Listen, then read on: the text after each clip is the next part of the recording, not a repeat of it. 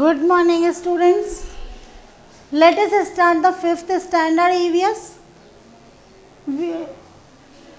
In our previous lecture, we have read about the sources of water. In this chapter, we will also read the sources of water part 3. We have completed part 2nd. If you have any problem, beta, you can consult with me on WhatsApp. ठीक है, this is my WhatsApp number and calling number. But better आप WhatsApp पे call करेंगे तो easy रहेगा. ठीक है, अब अपन आते हैं कि what are the sources of water. Previous class में हमने क्या पढ़ा था? आर्टिस्टिक वेल पढ़े थे हमने. ठीक है, स्टेप वेल्स पढ़े थे राजस्थान के. Now we will start the pond. सबसे पहले अपने किसका आया? आपका पॉन्ड. POND. पॉन्ड क्या है? Pond is a water of standing water.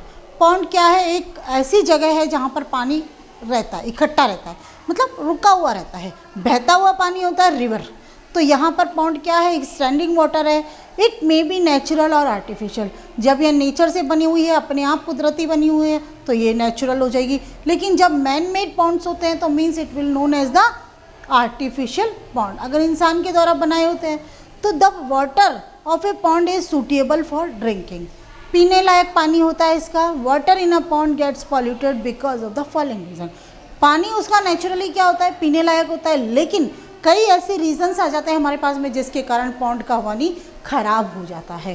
पहला नंबर, उसके लिए हम लोग जिम्मेदार होते हैं. पहला नंबर क्या है? Bathing of human beings and animals. देखिए, bathing of human beings and animals. आप देखिए हमारी टेंडेंसी कितनी ख़राब है कि हम क्या करते हैं? पहले तो पॉन्ड में जाके खुद नहाएंगे, फिर हमारी भैंसों को भी ले जाएंगे, वहाँ नहला के आ जाएंगे. तो व्हाट इज़ दिस? अब आप सोचिए, आप नहा लिए, भैंसें नहा ली, और उस पानी को आप कैसे कंज्यूम करेंगे, कैसे यूज़ करेंगे अपने किचन में? आप खाना बना लेंगे उससे? तो no, that is very bad. तो इसके कारण पानी जो होता है ख़राब होता है. हमारी अवेयरनेस नहीं है. दूसरा number, throwing liquid waste from the kitchen and toilet in the pond. देखिए इतना गंदा है थ्रोइंग लिक्विड वेस्ट.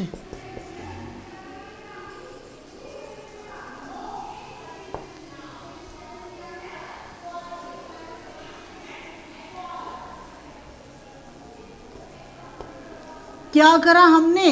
जो हमारा लिक्विड वेस्ट निकला एक किचन से और दूसरा टॉयलेट से, उसका फ्लो हमने कहाँ कर दिया? पॉन्ड में. कोई नहीं देख रहा, चलो हमारी नाली का कनेक्शन कर दिया. That is very bad. तो दूसरा हो जाएगा throwing liquid waste from the kitchen and toilet. Third number आता है discharging sewage of the factories in the pond. देखिए हम लोगों ने कोई कसर नहीं छोड़ी, तो बाकी जो फैक्ट्रीज वालों ने क्या किया?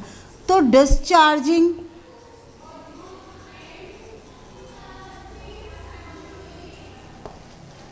है ना, क्या उसने डिस्चार्ज किया? Sewage of the factories.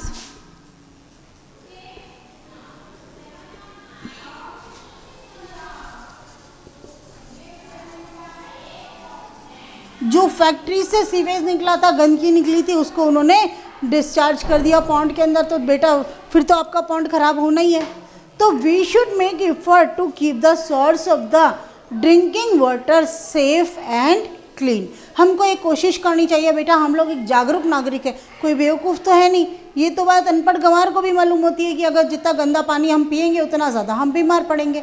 तो जो हम अपनी चीज़ों को अपने ख़राब कर रहे हैं, मीन्स हम अपने ही पैरों में कुल्हाड़ी मार रहे हैं. तो उनको क्या करना चाहिए कि जितने भी हमारे ड्रिंकिंग वाटर के सोर्सेज हैं उनको क्लीन रखना चाहिए और सेफ रखना चाहिए.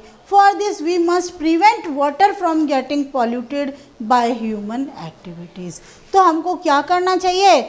ह्यूमन एक्टिविटीज़ जो हमारे कारण पानी गंदा होना चाहिए, गंदा होता है, उन सबको रोक देना चाहिए. ना हम नहाएंगे पॉन्ड में, ना हमारी भैंसों को नहलाएंगे. ठीक है, लिक्विड वेस्ट किसी हालत में नहीं फेंकेंगे, और जब हम कुछ नहीं करते तो फैक्ट्री वालों को भी नहीं करने देंगे. ठीक है, in this manner we can make water pollution free. Okay, हम अपने पानी को जो पॉल्यूशन फ्री है वो बना सकते हैं. दूसरा आता है डैम्स. पहला नंबर अपने बांध पड़ा, दूसरा होता है आपका डैम्स. पॉन्ड पड़ा तालाब, डैम माने बांध. बांध क्या होते हैं? डैम क्या होता है? This is the huge increase in the demand of the water due to continuous increase in the population. आज हमारी देखिए पॉपुलेशन क्या है, लगातार बढ़ती जा रही है। जब पॉपुलेशन बढ़ती जा रही है तो पानी की जरूरत भी हमारी बढ़ती गई।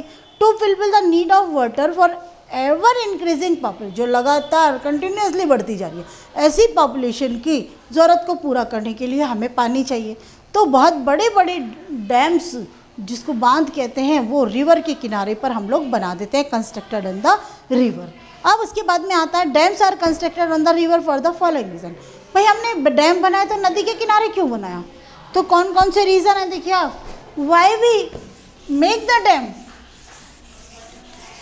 नियर द रिवर, रिवर के हम किनारे पे हमने डैम क्यों बनाया?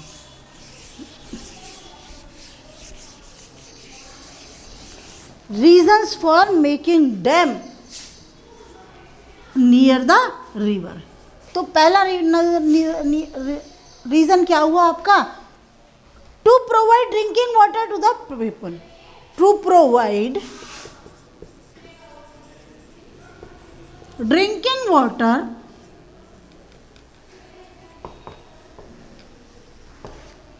टू द पीपल, लोगों को प्रॉपर तरीके से आप ड्रिंकिंग वाटर दे सकते हैं। दूसरा, to provide water to the crop field irrigation, यानी कि इरिगेशन के लिए या watering the plant, for watering the plant, ठीक है, पौधों को पानी देने के लिए, इरिगेशन के लिए हमको पानी मिल जाता है। To prevent flood in the river, तीसरा मेन कारण, टू प्रिवेंट फ्लड, बाढ़ को रोकना in the river, to prevent flood in the river, बाढ़ को रोकना है हमको, ठीक है। तो बाढ़ को रोकने के लिए हम क्या करेंगे? नदियों में उफान आ जाता है, अगर डैम पड़ा हुआ है हमारे पास बना हुआ, तो डैम का, रिवर का पानी जो होगा डैम में शिफ्ट हो जाएगा, तो हमको पानी भी मिल जाएगा और आपकी नदी में जो बाढ़ आ रही है उसको भी रोक देंगे। टू जनरेट इलेक्ट्रिसिटी, अरे भाई पानी अगर इकट्ठा हो गया आपका, टू जनरेट इलेक्ट्रिसिटी, आपने क्या किया? बिजली भी तो चाहिए हमको, और बिजली किससे बनती है? पानी से। पानी कहाँ से, कौन सा चाहिए? जो ठहरा हुआ पानी होता है। तो डैम्स जो होते हैं वो they are constructed in the Rajasthan on the river Mahi, Mahi के अंदर जो होता है, बांसवाड़ा के अंदर माही नदी है, वहाँ पर हमने बांध बनाया हुआ है। रिवर चंबल इन कोटा, और कोटा के अंदर जो चंबल नदी है वहाँ पर भी हमने बांध बनाया हुआ है। Now we have finished our chapter. तो इसके अंदर देखिए पेज नंबर 90 पे आ जाइए बेटा। Study the given picture and identify it. आपको ये दिख रहा है, क्या दिख रहा है बेटा? ये आपको स्टेप वेल दिख रहा है। चबूतरा स्टेप वेल, यानी कि आपको क्या बोलते हैं अपन स्टेप वेल को? बावड़ी, ठीक है ना। तो डी आंसर आपका राइट होगा। List 3 ways to drawn underground water. Underground water कैसे खींचेंगे? अच्छा, उसको मैं आपको वर्कशीट भेज दूंगी बेटा उन सबके लिए, लेकिन क्लासिफिकेशन में आप आइए, कॉलम ए और कॉलम बी। 5th क्वेश्चन आपका, डैम्स हमने किस लिए बनाए थे? प्याउज क्या होता है? प्याउज आपका जो है water stand at a public place, B आ जाएगा इसका। बॉइलिंग वाटर क्या करता है? जम्स को मारता है, सी, ठीक है। Body of standing water pond होता है आपका, D. Discharge from factories, sewage हो गया, ई। और आपका डैम में क्या होता है? इलेक्ट्रिसिटी जनरेट होती है। तो हम लोग ये कर लेते हैं। देखिए डैम के आगे आपका आएगा जनरेट हाइड्रो इलेक्ट्रिसिटी। प्याउज का आएगा water stand eight public places. Boiling water कौन सा होता है आपका बेटा? वो आपको जम्स को किल करता है, तो kill germs. Body of standing water, उसका आंसर होगा pond. Discharge from factories, factories जो डिस्चार्ज होता है उसे अपन क्या बोलते हैं? सीवेज कहते हैं बेटा। हो गया। तो now we have completed the chapter. हमने चैप्टर तो कंप्लीट करनी है, but question answers are remaining. I will send all the answers of the question by the PDF मैं बना के आपको भेजूंगी। परेशान मत होना, हो सकता है पीडीएफ बनाने में मुझे 1-2 दिन लग जाए, लेकिन मैं उसका पूरा पीडीएफ आपको तैयार करके भेज दूंगी। और पीडीएफ तैयार करने के बाद में जब मैं भेजती हूँ तो आप इसे एज इट इज़ कॉपी कर लेना है। यहाँ पे आपको फर्स्ट क्वेश्चन कॉपी नहीं करना है, सेकंड, थर्ड, फोर्थ जो मैं पीडीएफ भेजूंगी वो करना है आपको। क्लासिफिकेशन में ये जो match the column A with column B है वो आपको कंप्लीटली श्योरली आपको कॉपी में करना है. You have to note down in the copy.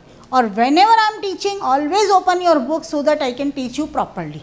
सही है, जो मैं आपको समझाऊँ समझ में तो आपको आना चाहिए ना. अगर आपको नहीं समझ में आ रहा है तो प्लीज़ बेटा बोल दीजिएगा, कोई प्रॉब्लम नहीं है, मैं दोबारा आपको कुछ समझा दूंगी. लेकिन प्लीज़ ऐसा मत करिएगा आप कि आपको समझ में भी ना आए और हाँ हाँ करके गर्दन हिला जाए. मेरे पास बेटा क्लास तो है नहीं आपकी जो क्लास में से मैं आपको पकड़ लूँ कि आपको नहीं आ रहा है फिर भी आपने हाँ हाँ कर लिया. अब यहाँ तो सिर्फ मैं आपकी ईमानदारी पे ही चल सकती हूँ ना आगे. ओके, तो थैंक यू.